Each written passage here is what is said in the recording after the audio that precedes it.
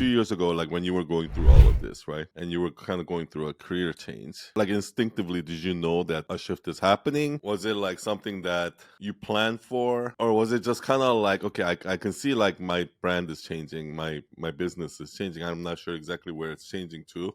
I think I didn't think of it as like a brand or a business at that point. I just knew it was like a shift in my gut, you know. I knew it was a shift in what I was paying attention to and what questions I was asking. That's really what it was. It was like what questions was I constantly asking and what stories was I wanting to hear more of. Mhm. And I did realize it because I actually brought a segment into the network that was about change makers, people making change. And I was Oh yeah. fascinated by that.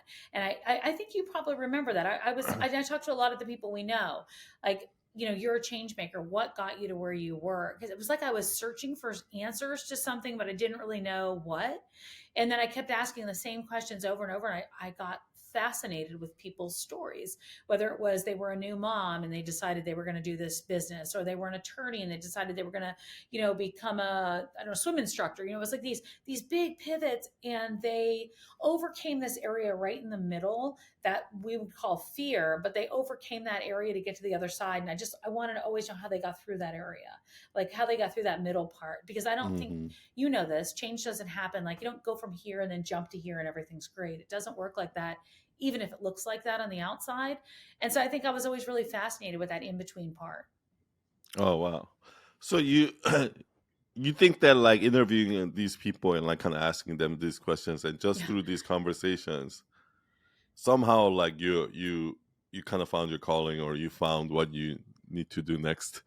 Well, I think that's where my gut started to be like, oh, maybe that's me. Maybe I'm asking this for a reason, you know. But Mhm. you know what happened to me was I had an incident at the television station 3+ years ago where I landed on the bathroom floor. I was hot. I was anxious. I was having a hard time reading the teleprompter.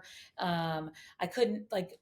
I just wasn't clear. I wasn't myself. Like I just wasn't myself, and I knew something was wrong. And any doctor was like, stress. Take an antidepressant.